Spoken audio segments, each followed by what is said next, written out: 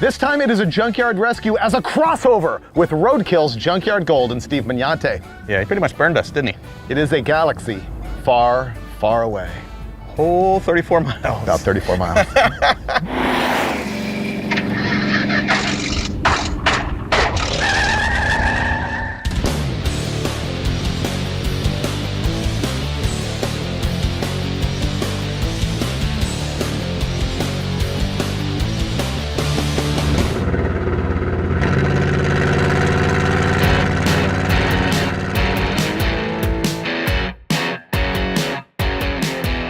It's Phoenix, Arizona, nice and balmy today at Desert Valley Auto Parts because Junkyard Gold. You ever watch that show? All the time, especially when I want to get smarter about cars. Yeah, me too.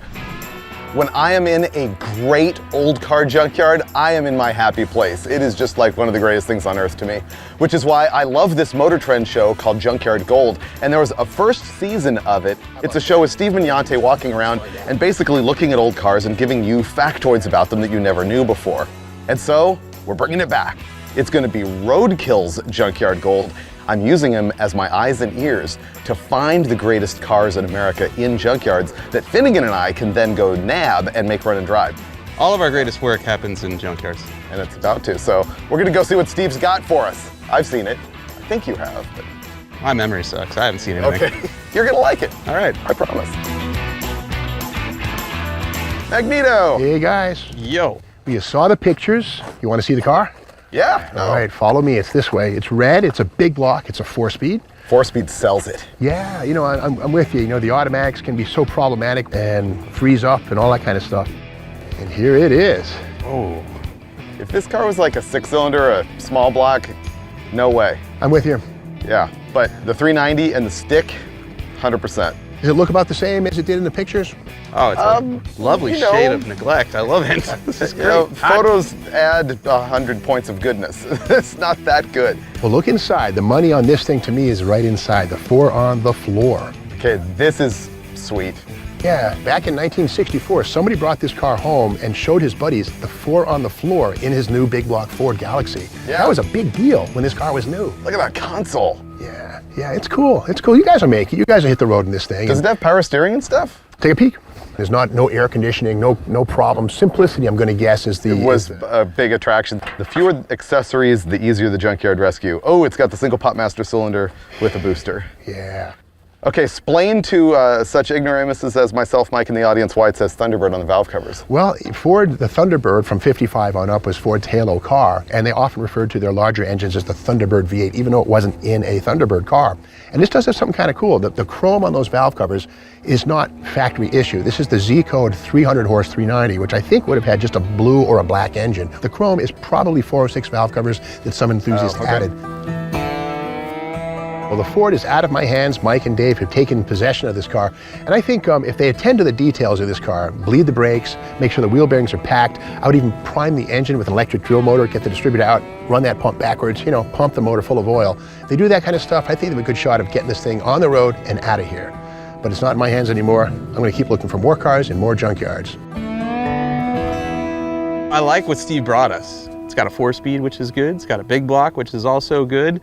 I have no idea how long it's been sitting here, which means I'm entirely optimistic that Freiberger and I, ignoring all the basic rules of mechanics, will probably be on the road. The key is that it's fairly complete. Everything is here, we're not looking for something. The other thing is, it being a manual transmission just makes our odds better because it means that the automatic isn't going to have a bunch of dried seals that are going to create problems. And it's an older car, it's very simple. Hopefully we can actually get the thing running. My plan is always, make sure the engine runs first before you touch anything else, right? Minimal effort. Dude, there's so many turds on this. A lot of turds. Look at it. They're big too. They're not raccoon, they're large rodent. Yeah, that's like chupacabra poop right there or something, dude. Okay, it's fixed. Fire it up. You restored it. I feel I'm here to disappoint Magnante because he had expectations of like us removing the distributor and pre-lubing this thing and doing everything the right way. It's a good thing he's gone because we're about to just crank this engine that's been sitting for who knows how long. I had to clean up all the cable connections here, but I think it's gonna crank.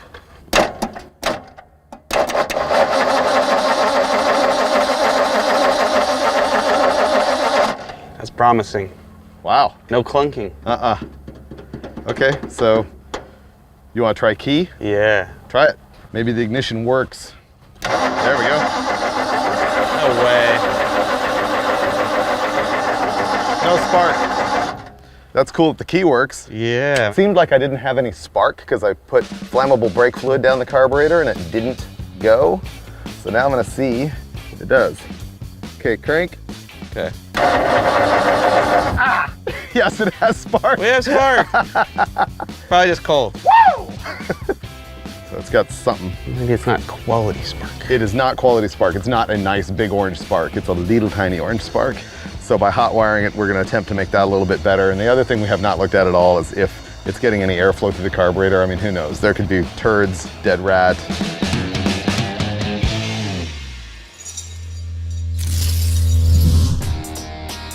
I was trying to start it on the brake clean, which you've seen me do a million times. But the thing is, they sell different brake clean formulas in different areas for emissions reasons and stuff. Check it out, non-flammable. So therefore, we're gonna go to the cleaner carb and fire it up on something that will actually explode. Oh, that was fire. It's gonna happen. Wants to run.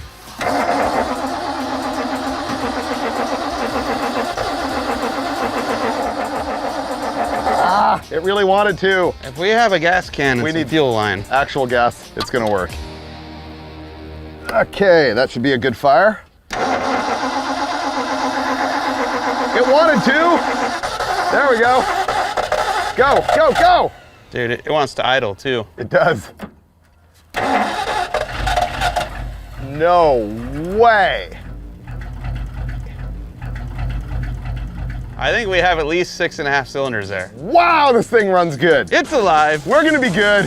How long has this been parked? Like 40 years, something like that. That's awesome. The 390 started way easier than expected and actually runs pretty smooth and didn't make any hideous noises or anything. Our first major problem is that that water pump is locked solid. Look at this. Rusted up hard. So we're gonna have to pull it out. Lots of poop, lots of nesting, and one dead water pump. This is likely going to be the donor vehicle for everything we need. It's another Ford Galaxie 500. It has the right engine with a water pump, it has door strikers because we're missing those. We'd like our doors to stay shut. This is the benefit of coming to a scrapyard when you're trying to rescue a hot rod. That one's locked up also. Okay. That water pump is junk. All right, moving on. Moving on. Well, we're a little stuck for a water pump right now. Our donor car, its water pump was froze up. One of the guys in the yard brought us this one, which is not froze up, which is awesome, but it is different than this. And so, because of this little protrusion, that's not gonna work, but he's bringing one right now. Come here. Check it out. Desert Valley Auto Parts had a brand new one rebuilt in stock. Man, this is a damn good day.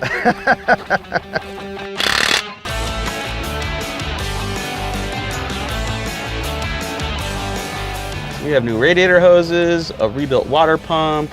Radiator seems to be in okay shape. Okay, now we need a radiator. Look at that.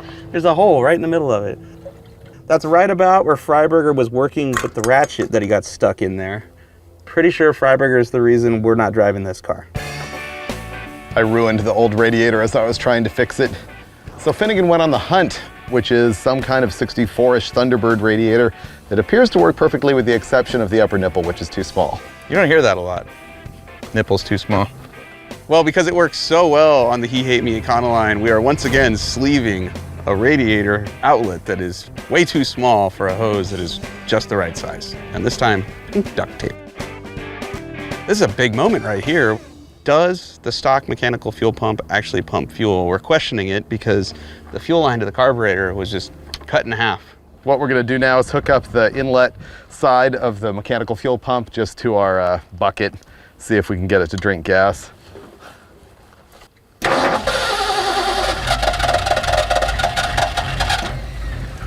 We got fuel. That works. Great. All right. And it got some dirty fuel out of the pump. At this point, Next time we start it, if the carburetor works, we'll be able to keep it running.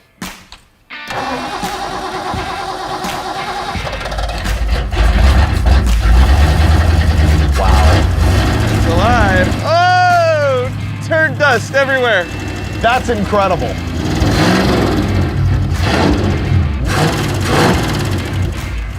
That carburetor's not a fountain right now. We don't have just gas pouring out of every orifice.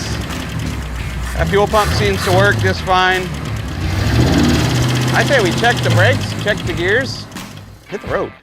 Let me put the gas can in the... Yeah. It's like it was built for it. For sure. This is definitely safe. This is going directly next to the voltage regulator for the ignition. This is gonna be the moment. We're gonna fire it up and see if it'll go in gear, if the clutch works. Putting it in gear. Clutch won't disconnect. We're screwed. We need a clutch? Maybe it's just the linkage. No, because it goes in gear if it's off. See? Not when it's running. Okay, now it might move. Hold on. Yeah, clutch doesn't disconnect. Guys at Desert Valley Auto Parts have like a shade over there and a concrete pad, so they're gonna let us use it to jack the car up and put it on stands, figure out what's going on. More bad news. We have to push it over there. Ready? Mm-hmm. Fortunately, it rolls Tire in the tires. fairly good.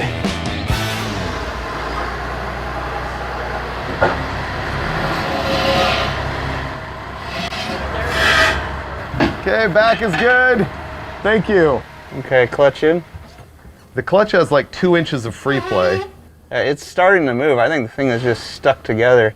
Mike called underneath and looked at the clutch while I stepped on it a bunch of times. It looks like it might be separating. So right now we're gonna test it by firing it up and trying again to get it in gear while the engine is running.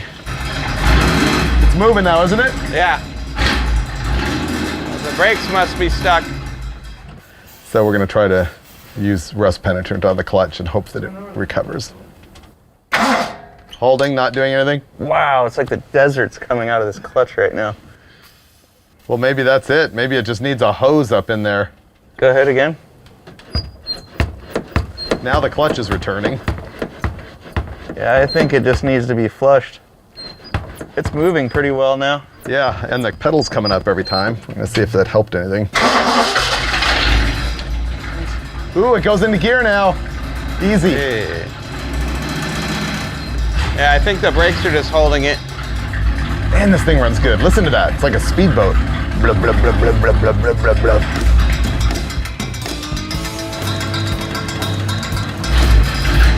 I think we just revisit our radiator and fan clearance and take the wheels off and look at the brakes. I'm declaring all win up to this point. The engine runs amazingly well. I can't believe that Autolite carburetor is actually doing as well as it is. But from sitting here, that clutch is just packed in dirt and rust, but it seems to be self-healing. The brake pedal won't move at all, and who knows what other disasters we're gonna find, but we will leave that for mañana.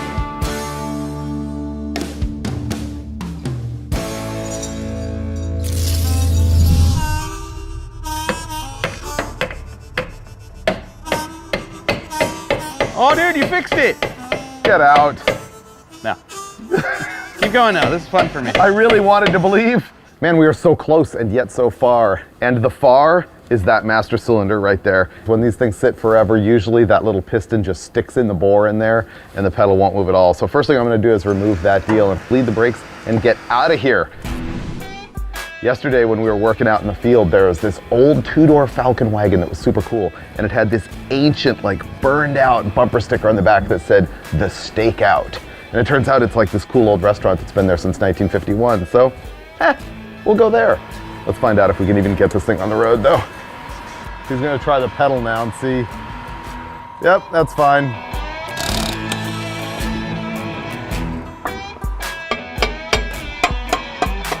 Oh, packed in dirt. So our brakes don't look bad at all. In fact, I think we're just gonna clean things up and put new wheel bearings, which we'll pack now with fresh grease, put this all back together, throw it in the car, and then drive to stake. Uninterrupted. It's gonna be all smooth.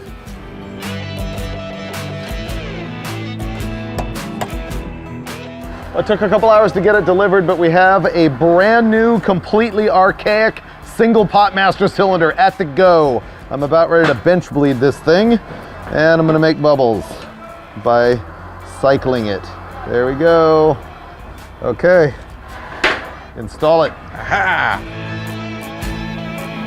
We're going to bleed. He's got one of the bleeders open and the pedal basically still won't even move. I could feel something happening in there. I was like, this is weird. And then when you let off, I can spin the drum, but when you step on it, I can't spin the drum. This may not be jacked up. This may be functioning. It's almost as if the brakes are already bled and we haven't even started yet, which is what's really weird. Ready? I just stopped it. It's moving. It's stopping. We have brakes, dude. This is weird. It just works. This is so weird.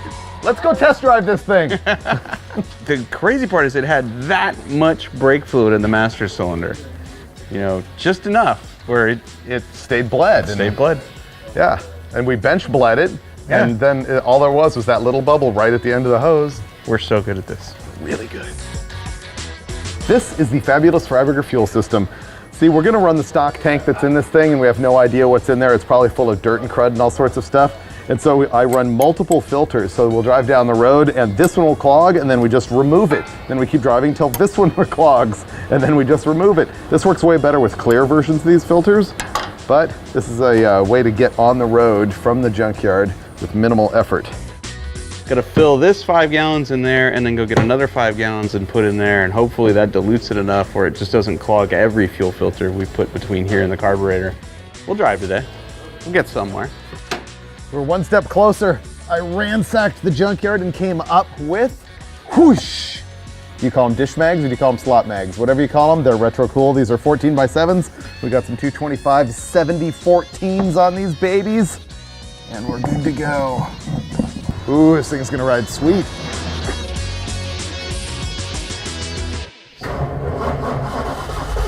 On start. There we go. Yo, it's moving! Do the brakes work? Yes! There we go. There we go. We are driving. Look at us! This is totally official right now. Runs great. Well, here's the good news, the clutch doesn't slip. Yet. Ooh, the power steering works. We didn't even check the fluid and the power steering works. This car wants to leave here. Carburetor's warming up a little bit. I got clutch. There we go. Yeah. Little scratch. Little scratch. I am so happy the clutch broke loose. Now we can have bang shifting. But the brakes remain really bad, although if I step on them a few times, they're gonna get better. Are you ready for brakes? Sure. Here we go. Got no seatbelt. Oh, see, they improved. It stopped straight that time. It's like that Cadillac. The best part about this car is the gauges don't work, so we really will never know whether we should pull over. Gauges are the roadkill bearers of bad news. You cannot believe how great the steering is on this thing. It's got 1-finger power steering, perfect turn in, alignment is flawless. She's a gem. It is martini time. Let's go celebrate. Oh, yeah. This thing is healing. I'm telling you, every lap it heals.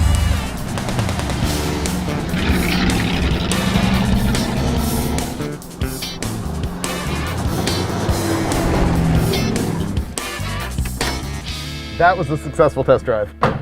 Thank you. Look at what we just did. I don't care how long that car has or hasn't sat, it was messed up. Dirt everywhere. And we got most of that dirt out and then just trucked it all around this place.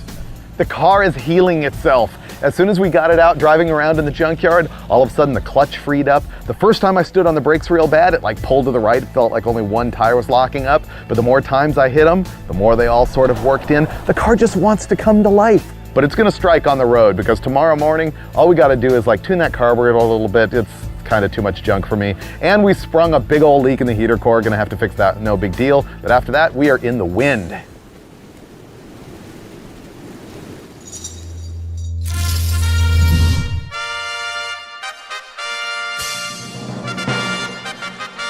Morning.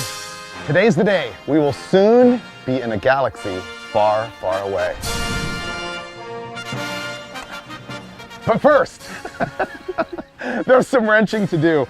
Mike is working right now on getting the door jamb strikers, which we don't have for our Galaxie, and they're also fighting us trying to scavenge some from the junkyard.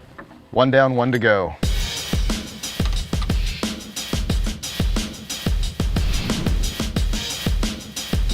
All right, installing. Ah! How is it? Oh, it's perfect, like top to bottom. Totally straight, trim lines up. Car's practically restored here. We're gonna make this thing run a little better. If you've got a flammable liquid, such as this CRC cleaner carb, you can spray this around the intake manifold, hoses and fittings, and if there's a vacuum leak anywhere, it'll suck this in and you'll hear the engine accelerate in RPM. If we don't find that, get out our screwdriver, adjust the idle mixture screws, adjust the idle speed screw, get it at least to idle at a stoplight. From there, hit the road. Okay, try it again.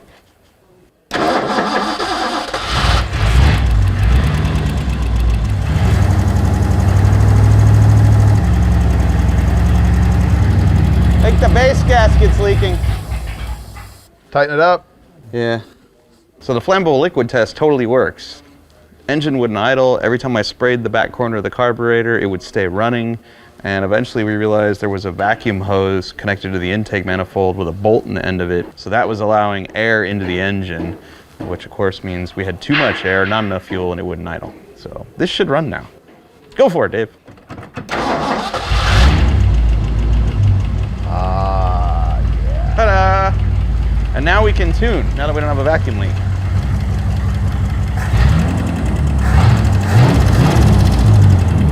Race car.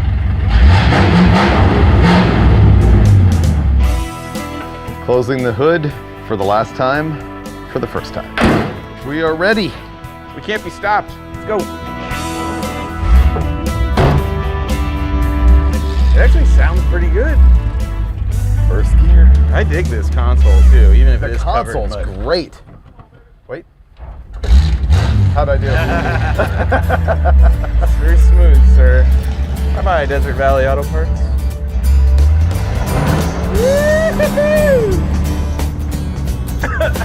So first gear has been a thing so far. Shall we go for two? Ready? Do it. Yeah. Can we get all the way to the stakeout without making the acronym fixed or repaired daily or found on road dead a thing? Found on Roadkill. I'm starting to hear a little lifter tick or something. When we first got it fired, it had it, but it went away. But yeah, now it's back. Oh, how's your carbon monoxide? It's something. Yeah. All right, brake check. Okay, a lot of effort, but Present. Not bad. Not bad. Okay. Oh boy, here we go. We're on a real road. Two. Oh, dude. Yes. Third. Sounds great. Smells horrible. Oh my God. Dude. I don't know what's worse, the exhaust or the poop dust. I'm thinking exhaust.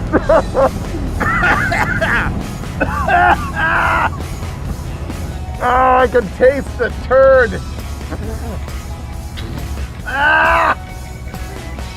The initial test drive was a monumental success, if by success you mean inhaling poop, exhaust fumes, dust, and driving 3 blocks to a gas station. We've got a giant hole in our trunk floor right here, which I'm about to patch with the cardboard box we got from the parts store for a brake hose, and yes, once again, the pink duct tape.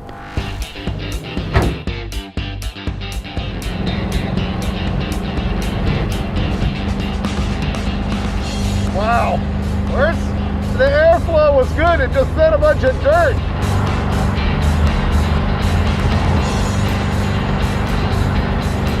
Oh, dude. Well, we were on the freeway for a while and then came to a stop and it died and doesn't want to start again. There was a lot of smoke. So we're cruising down the road and this thing is bellowing smoke out the back. The brakes are absolute garbage. And then a problem develops.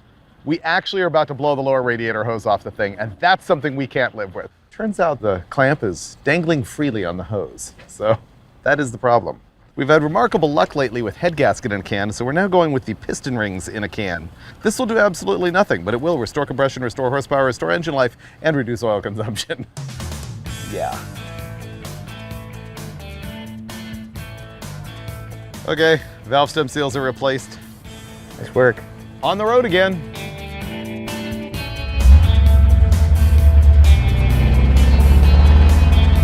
The mechanic in the can said it might take up to 2 days to work. Ah, We got time for that. it's a lot of smoke. Yeah. You want the news now or you want the news like at the parts store? What? I bought the wrong can of stuff. It needed a head gasket fix, not engine restore. Why does it need head gasket fix? Because when I filled the radiator up the rest of the way, oil came out of the radiator. It was probably in that radiator when we got it. I don't know.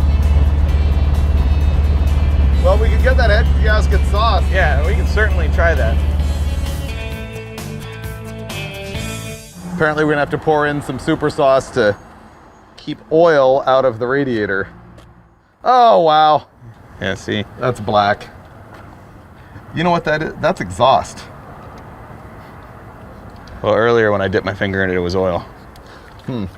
That's bad. Okay. This will fix it though. I trust that stuff now. You really can't ever get roadkill when you have this in your toolbox. I have to use all my superpowers. All right, K-Seal. Work your magic. Let's ride.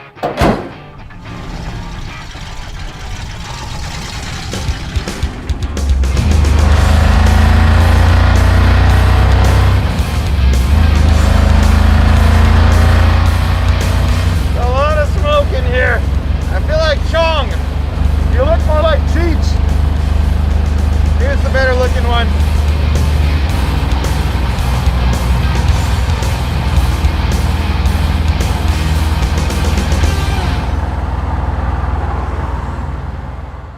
I don't know if you've noticed, but this thing smokes like a forest fire. Here's our problem. The cab's filling with smoke because the exhaust pipes are cut off right here, and there's holes in the floor right here that are therefore filling the interior with smoke. So I'm gonna use this stuff, clamp it on here, and then stretch it out and puke all that smoke out the back.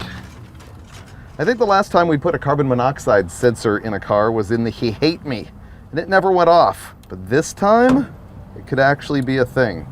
Testing. Okay. Carbon monoxide level 0 ppm. All right, let me see if it smokes out the proper orifice. Oh yeah. I can still smell it in here though.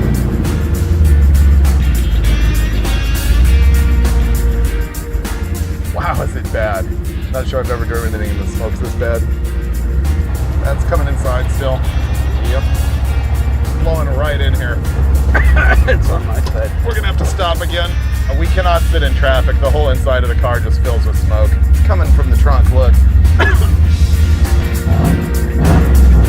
I think we're done. Go ahead. Thank you. Oh, I really like this car. you do? I do. It's got racing stripes, James Bond smokescreen built in. I think it's a theoretically cool car. The 4-speed makes it great. The smokescreen makes it absolutely undrivable. We have to actually do something about it, which I did not anticipate on this trip. For me, it's no longer about like get to the steakhouse. It's how do we make this right? Tomorrow, we're actually gonna figure out how to either put a motor in it or fix this one. Yeah. One way or another. All right, tomorrow's a new day. I'll start finding engine parts.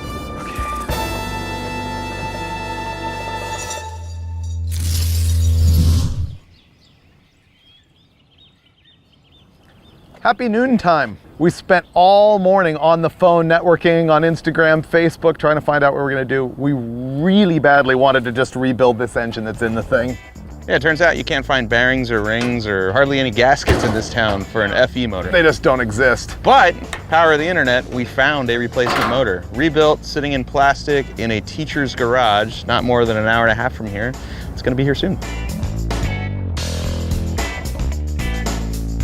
I don't know how complete this engine is that we're getting. I don't know if it has valve covers, front tin. I know it's got a timing cover, it's got a truck oil pan, it's got an intake on it, but no carb. And we have to swap intakes because it's a 2-barrel intake. Ah, okay. So we're gonna have to reuse carb, distributor, expansion tank, manifolds. Wow, this thing's light. No squirrels.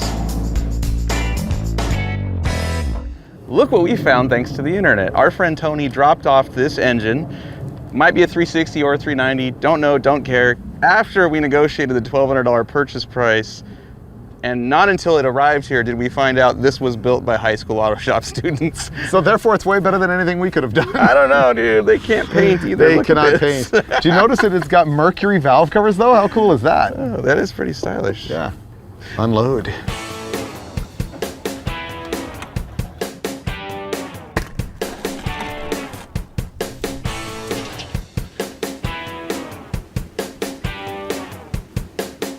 There we go.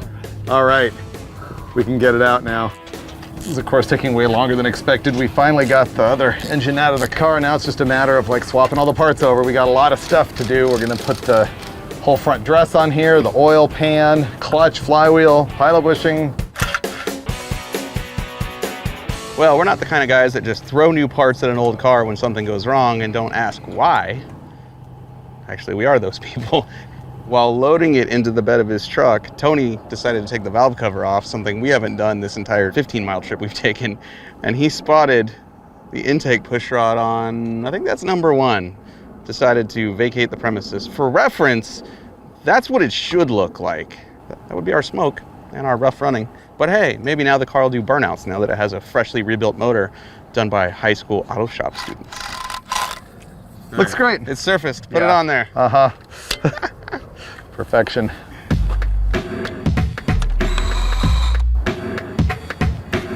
Oh, this thing is stupid. Why is it gotta be made out of cast iron? And Ah! that's turd. This car's gonna be turd free.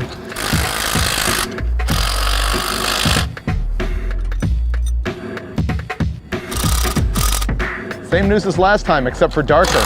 We're still just bolting junk on. Actually, right now, I think we're gonna pull spark plugs out of it and roll it around and find top dead center and throw the distributor in. We're as ready as we're ever gonna be. We're gonna install this FE, it's gonna plop right into place. It's not gonna fight us with the Z-bar at all. Or the input shaft, or the motor mount. None of that. That is a major moment of victory. We got the engine closed up to the transmission, clutch is all installed, done with the hoist. It is like 10 o'clock at night and we're behind schedule, so we're gonna call it for the night. Tomorrow morning we got to bolt on carburetor, starter, exhaust, you know, radiator cooling, stuff like that. And then, once again, we'll be in the wind.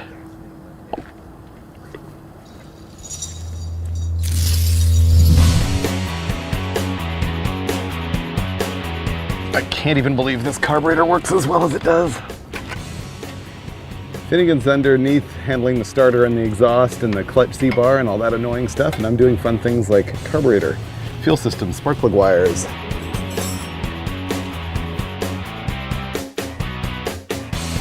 We have everything done except for the exhaust system back there and this, the major showstopper.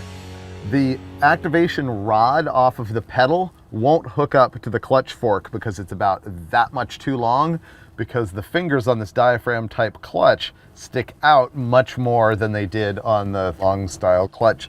I'm not gonna have an adjustment. I think we're gonna end up having to cut this rod and shorten it, which is uncool.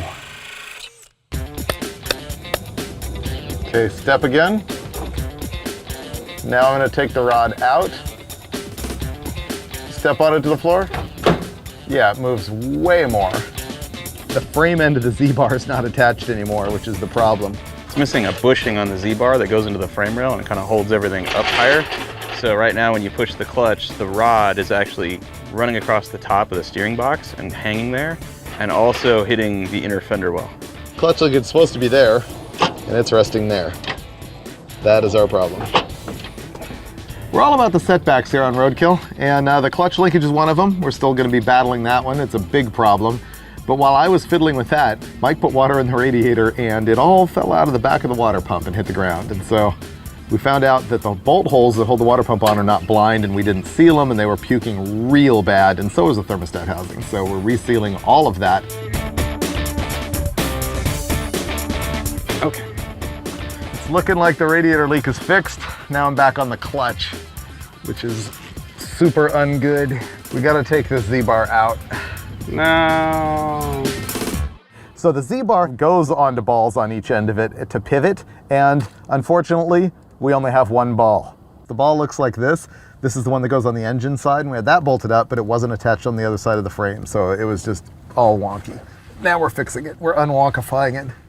I remember earlier when we thought, because our clutch height was different, that our push rod was too long, and we cut about that much off of it. So now that we've fixed the mounting issue, now the rod is way too short. There's the real lesson here, kids. Don't get angry and throw things away. You'll need them later. Yeah, sooner or later, you're gonna need a muffler shop to weld that back together for you. Roadkill comedy of errors. So first, we cut the clutch activation rod way too short because the Z-bar was all out of whack. And then Mike ran down the street to a muffler shop, actually from a fan who stopped by here earlier today. He welded it here because I neglected to tell him I needed it here. So now we're gonna bend it, make it work. Wait a minute, earlier you said we cut the rod, but now it's Mike welded it wrong. Give it a shot. We'll try again. Okay, stepping on clutch linkage, trying it. Ready? Yep. And let go. Ba-boom. Set. Done. I think that works. Ready to try and start it? Neutral. Click it a couple more times, see if it'll even catch. There you go. Is the battery dead? I don't know. Shouldn't be. Ugh, I cannot turn it. That explains something. We were rolling it over before though. Not once it was bolted down to the transmission. So what, input shaft is crammed into the back of it? Uh-huh. Crank has a different offset?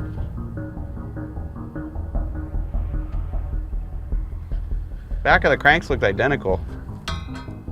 Locked up solid. That's weird, dude. We're trying to start this thing and the engine's locked up, won't turn over at all. Which means we've got something wrong with the transmission or clutch or whatever. On like the third or fourth click, it moved and then stopped. Like something stopped it, you know what I mean? Yeah.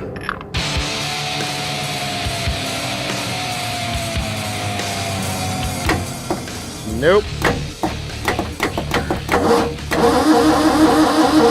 Strange.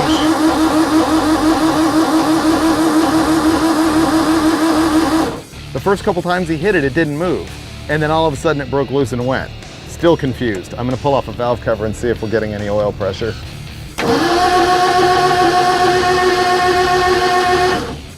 I hope they put all the plugs in. We never had the timing cover off and I never looked at the back of the block. Going again.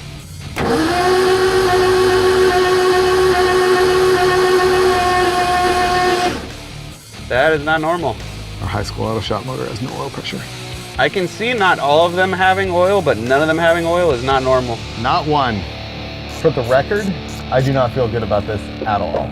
What's going on right now is we've got our new engine in and everything, and we've cranked it and cranked it and cranked it, and we don't have any oil up to the top end, so we're worried that it's got no oil pressure. We're also worried we've already cranked it so much that it's probably hurt some parts because it was assembled with white grease, which is just not the right thing to do.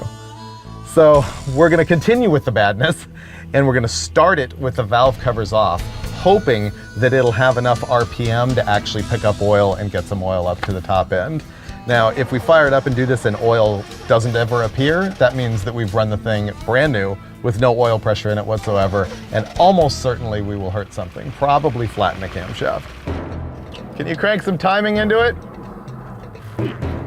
Okay, there we go.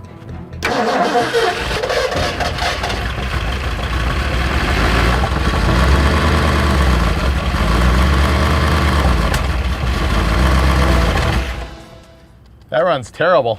I made fire out of the carburetor. Still dry. I think it's junk.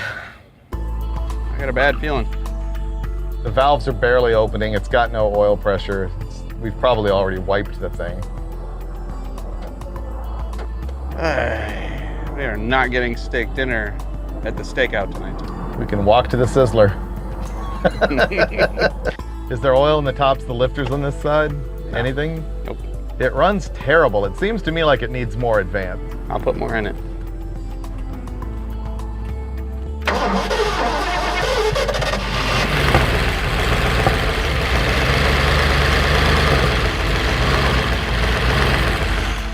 Nope.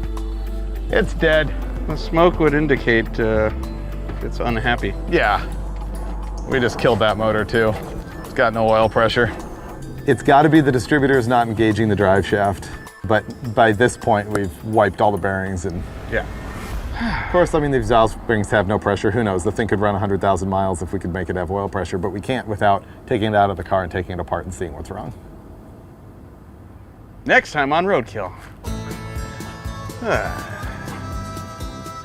Steve Mignante did this to us. Actually, I really can't blame him. The 64 Galaxie was a pretty good pick with the big block and the 4-speed and all that stuff. But I had to really cast my mind back on the history of junkyard rescues with Roadkill. I'm looking back at Pigpen, that 51 GMC that we took out of Turner's in Fresno.